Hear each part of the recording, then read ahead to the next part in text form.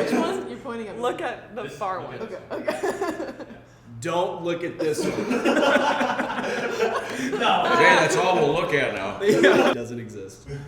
Well, hey, welcome guys to this week's Tribe video. We are in week 3 of a series we're calling DTR. And today you can see the setup is a little different. I called in some friends for this week's video, and I'm really excited to just kind of do a discussion with these guys about relationships, their experience with relationships and singleness, dating, all these things. We have some questions from you guys, and we're really excited to share together. But to kind of get started, I want to introduce each of us and then maybe ask you to share an embarrassing relationship story, maybe from growing up. And so I'll start. My name's Derek. I'm a student pastor here. I also lead our 9th grade guys tribe. And probably my most embarrassing story with dating is probably the first date I ever went on. I asked this girl out on a date via MSN Messenger. You don't know what that is. And we didn't have Facebook back then, so we had to use what we could. I asked this girl on a date, and we went to see The Dark Knight, and then we went to get milkshakes or something afterwards. And then I really confidently asked her to be my girlfriend. She said yes. It was amazing. We didn't hold hands or anything. It was so awkward. So the embarrassing part of the story is that then a week later, we never saw each other that whole week. And then over text message, I was like, you know what? This really isn't working out. I think we're gonna have to break up. And so it was pretty devastating for her and for me. My week-long relationship, the longest one I've ever had. I've had longer. I'm married now, so I've gotten that figured out, thankfully. But that's probably my most embarrassing dating story. What about you guys? Well, I'm Mark, and I'm leader of the 10th and 11th grade boys, in a way. And my story actually is about the first time I asked out my wife. Okay. Of course, I didn't really know her yet, and so she wasn't my wife at that time. But we lived in the same dorm. She was on the 4th floor, I was on the 3rd floor, and I happened to know that she was down doing her laundry. And I wanted to ask her out, and I was really shy and had trouble talking to girls at that time. And even though I was 19, I was 20 years old at the time. I was still really awkward. And anyway, she's doing her laundry, and I go in, and I said, we talked a little bit, and I said, you wouldn't want to go out with me, would you? And she said, no, I would. And I was so shocked. I said, you would? So that was we went on our first date then. And of course, basically, since October of 1978, we've been together ever since. That's awesome. Yeah. That's pretty cool. I love that. I'm Hallie. I'm also one of the student pastors here at the Bridge, and I lead a 6th grade girls tribe. My most embarrassing date story. I haven't been on a lot of dates, but probably my most embarrassing story was when I was in college, and my roommate's sister set me and my roommate up on a blind double date. And we went to get coffee with these 2 boys who we didn't know. And we got there and realized we had no way to know which boy was supposed to be set up with which girl. And so I remember talking to my roommate, being like, okay, so which side of the table should we sit? Which guy, who sits with who? It was just super awkward. And to be honest, it was just a pretty awkward night. Great. It was pretty much downhill from there. So. Nice. I'm Angie. I'm the 12th grade girls tribe leader, and like Hallie, I guess I don't have a ton of interesting dating stories or anything, but two prom outings were just kind of weird. One, so I went to prom at another school, a school that I didn't go with. So I was with my date and his friends, and we ended up at Menards for a good portion of the night, just hanging out in our dresses and tuxes, and just greeting everybody as they came in. And then another prom experience, I guess. Prom is where the strangeness happens. But my date and I did all the pictures and the maybe promenade, if that's what it's called. Sure. Where you get all your families together and you walk down the aisle thing. You're on stage and it's the big picture moment. But we did all that, and then we just decided, like, let's play games and ping pong instead of go to the dance. So Let's go. That's awesome. I love that. Yeah. Did you win ping pong? Obviously. Yeah. She did. Obviously. Of course she did. We all know. I don't know. I don't really remember that part, but I hope so. That's awesome. Well, hey, again, super excited and grateful that you guys joined for some of these questions. And again, we're answering some of your guys' questions that you asked. And so the first question I want to start us off with is a lot of students watching are, all the students watching are middle school, high school age, and trying to figure out this dating thing. And I wonder from you guys, what would you say is an ideal time to start dating? Or maybe the question would be, how do you know that you're ready for a relationship? What would you guys have to say about that? I would say that the age is going to vary a little bit. Yeah. Probably in the high school years someplace. If, the first times you go out, maybe you go out as a group, that kind of thing. Yeah, yep. That might, lead to something, but, you're not going to marry this person like that after that first night, that kind of thing, so it is a matter, I think you are kind of questioning, your own philosophy at that point and where you are with that. And I know in my case, like I said before, when I had trouble asking girls out, so I wasn't ever even sure that even when I was 20, I was the right age. So it's going to vary, and I think you just kind of know. I think you do, but it does take a certain level, I think, of maturity to do that. And again, you kind of have to know, am I out? Is this just for fun? Is this going to be? Am I, sizing people up here? I mean, is it potential person to marry? That kind of thing. So that's going to vary some. Absolutely. Yeah, I think it's a really good point too, especially like seeing it, like dating in a group or like just knowing someone or how they're with other people. Mm-hmm. That's a big a marker of seeing where they're at in their own journey, right? Of of how mature they are, where they're at in their faith, like how they treat other people. I think you learn a lot of those things. Just are you able to talk to them? Are they able to talk to you? To have a friendship before you go any further. Yeah, because I think it's going to be real important to try to. You want to be able to like somebody first, and you want to be able to be their friend first. Yep. So, there's certainly no hurry. Once you start seeing someone, I just think those things are really important. Yep. Yeah, totally. Yeah, I definitely think it does depend a lot on the person.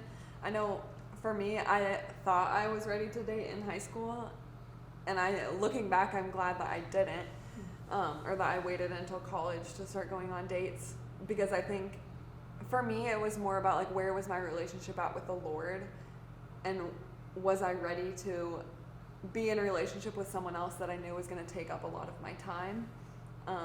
And yeah, I mean, once I started dating my now husband, there were a lot of times where the time that I normally would be spending reading my Bible or investing in my relationships with my friends was spent, on the phone with him, or weekends, flying to go see him. And so I think for me, it was just am I at a place in my relationship with the Lord where I'm ready to have another person come alongside me and encourage me in that, but also just be able to balance my time.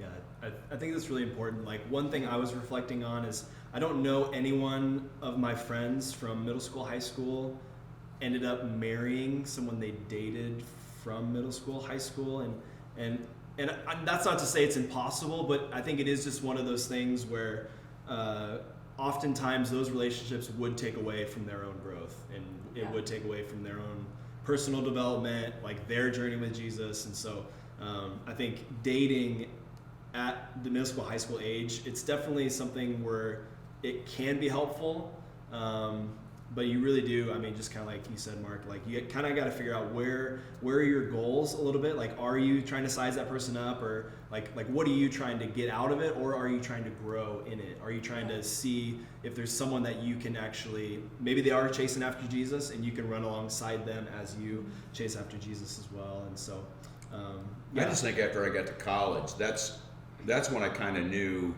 you know, if I asked a girl out at that time, I was thinking about the future. At that time, you know, I really was. High school, I just don't think I even took the subject that seriously, and so I'd go out with a bunch of friends, that kind of thing, and never really dated. But in college, you know, you're close to the adult life. You're going to be out on your own. So my whole attitude toward it changed, and I think I was looking at a potential wife when and in my case, it was just, you know, I wasn't looking for it at the time. It just happened. Yeah. Mm-hmm. For maybe the students that are watching and they are thinking about marriage, they are thinking about that future spouse, wherever they're at in that journey.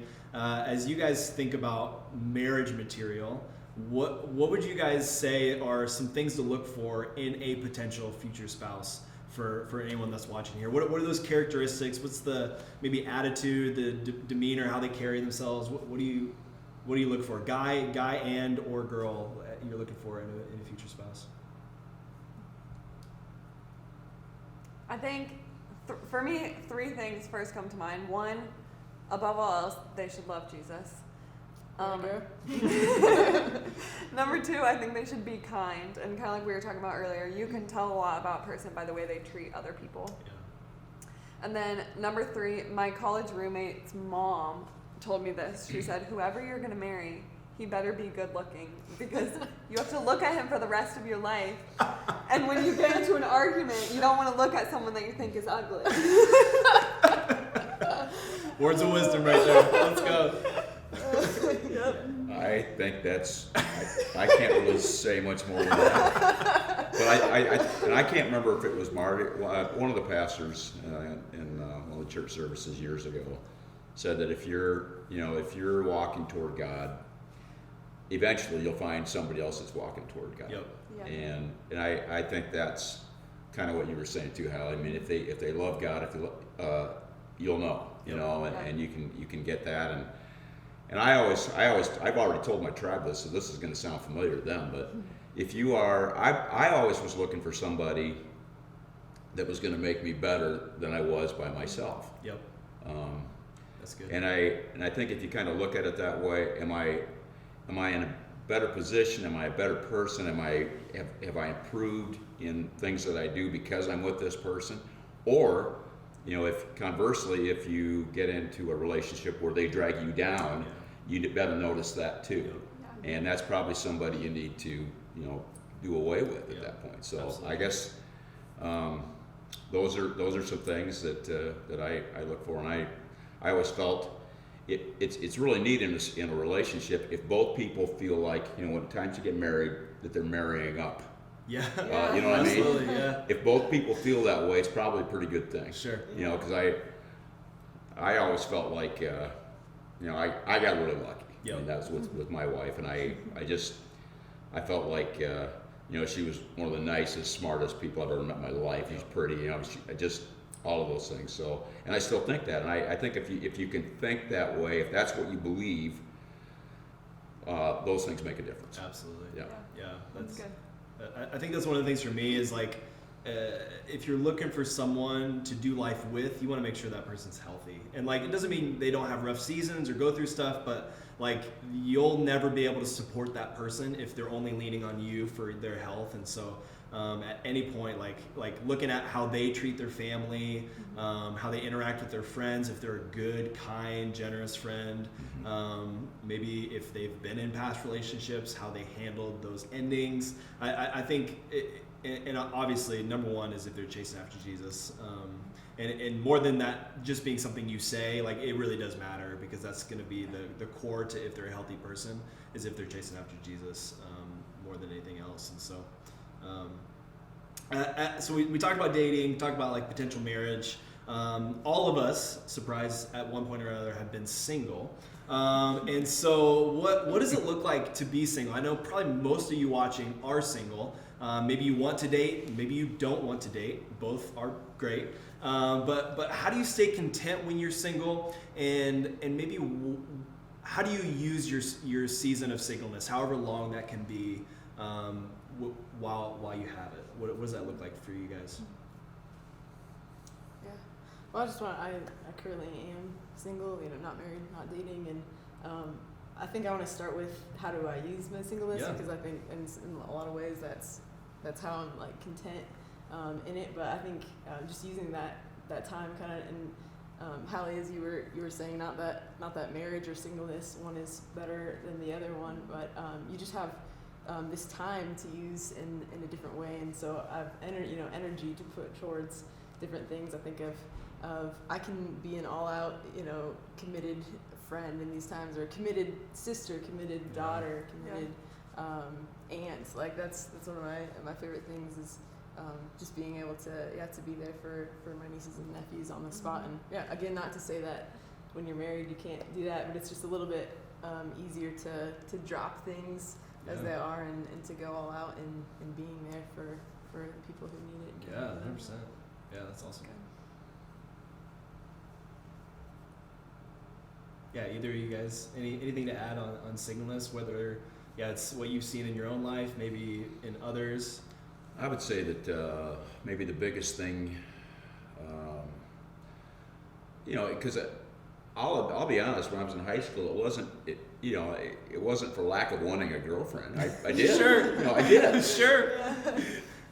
But I think maybe the biggest thing is just patience, and things happen in God's time, not yours. Yep. And I think if you just kind of remember that, and like I said, if your focus is on God, if your focus is on following Jesus and living the life, you're going to run into somebody that's also thinking that way. Yep. You just will. And somebody, like I said before, if you might be happier than you've ever been, and you might be better off than you've ever been, and more improved than you've ever been. So I just think patience is really a good thing to have. Yeah, absolutely. With that, waiting for a relationship. Yeah, I think one of the most impactful kind of messages I heard on singleness was from Meredith Knox. She taught here at the Bridge. If you haven't seen that, if you're like single and like you need to hear some wisdom and like encouragement on singleness, go to thebridgechurch.cc, look at the messages. It was a year ago, right? Last February she talked about it. Way more than I'd be able to tell you. But the biggest thing that I took from her was just like Jesus was single and he lived like the perfect human life.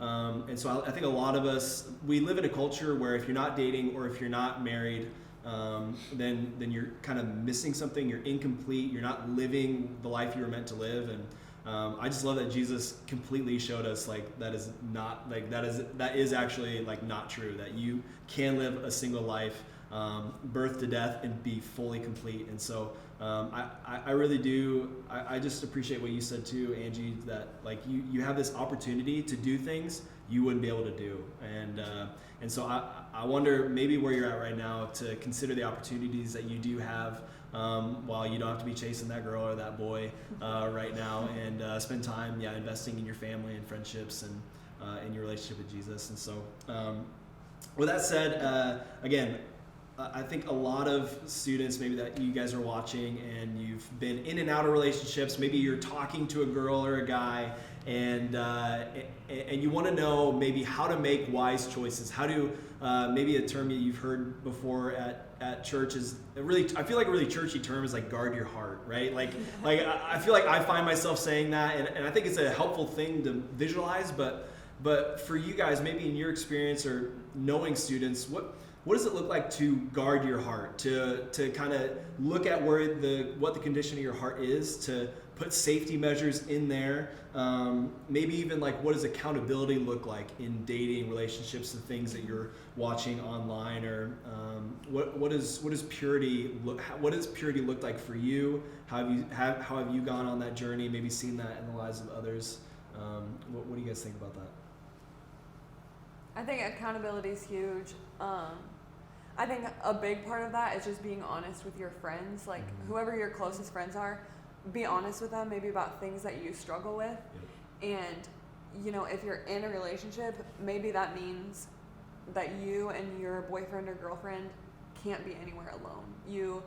Or no closed doors. I know that was a rule that my parents had when I was younger. And just being honest with your friends about hey, when I get in this situation, that is when like it's really tempting to me to go beyond the boundaries that we've set. So I like need you to help me make sure that I don't get into those situations. And then, you know, if you find yourself doing something like that and you sort of feel like that guilty feeling, that's like conviction that comes from the Lord, I think the next step is, you know, pray and repent from that, but also figure out how to not be in that same situation again. Sure. Because chances are, if you find yourself in that same situation again, you're gonna make the same mistake again. Yeah. So just if something's not working, something has to change also. And mostly just being honest with your friends and giving them permission to hold you accountable. Yeah.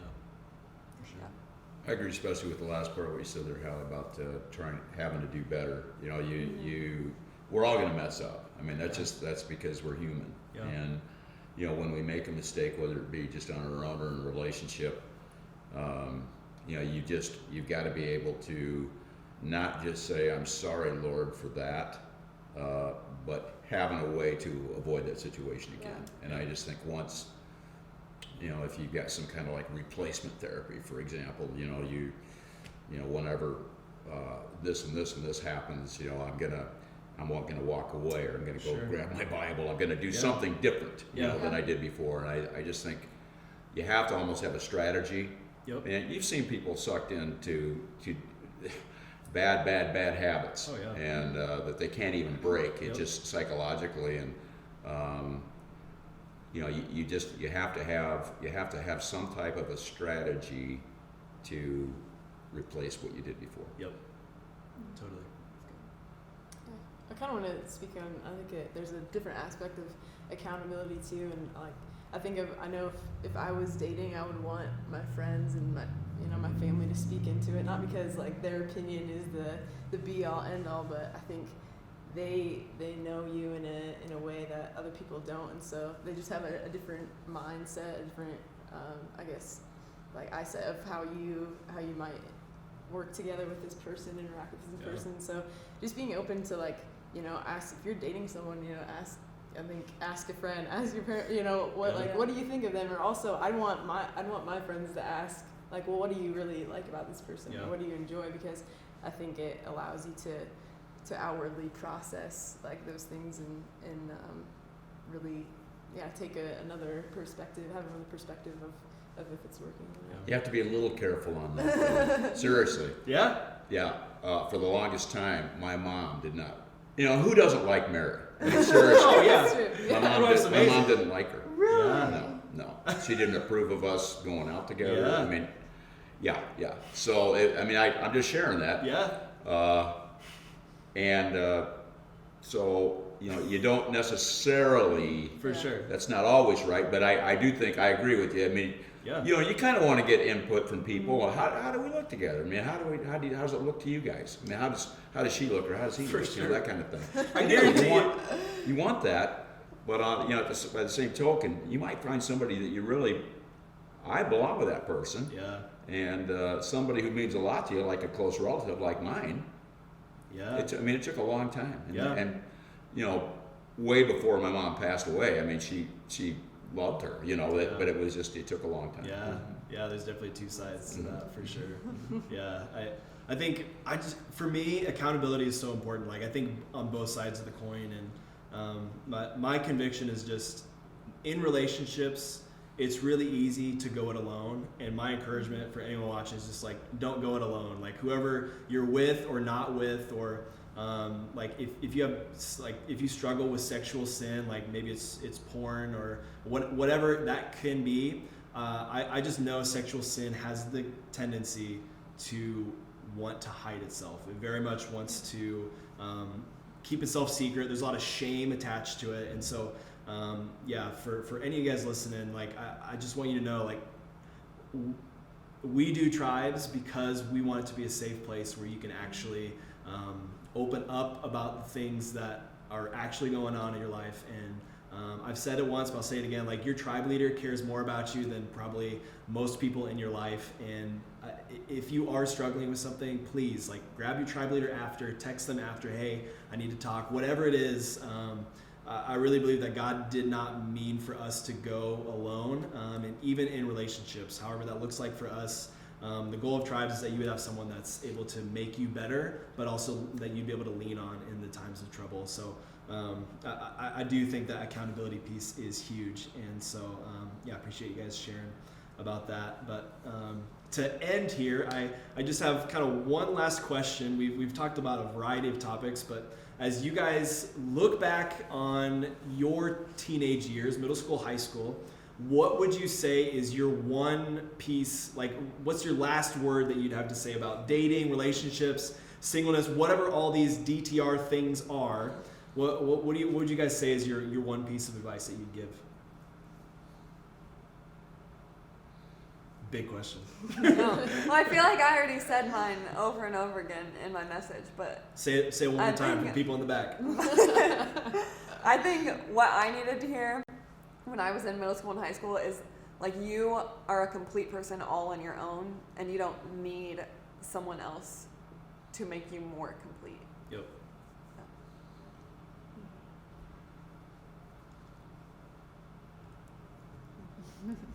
Mine is super silly, so maybe that'll give you a better intro. Is just, I think I really wanted a girlfriend, kind of similar to your point. I really wanted a girlfriend in middle school, high school. Like I was desperate I don't know why. Like it was just maybe that complete feeling. But if you're someone who like really longs for a relationship, if you're a guy, I'd say stop trying to find a girlfriend and just be friends with girls. Like I think that's the best way.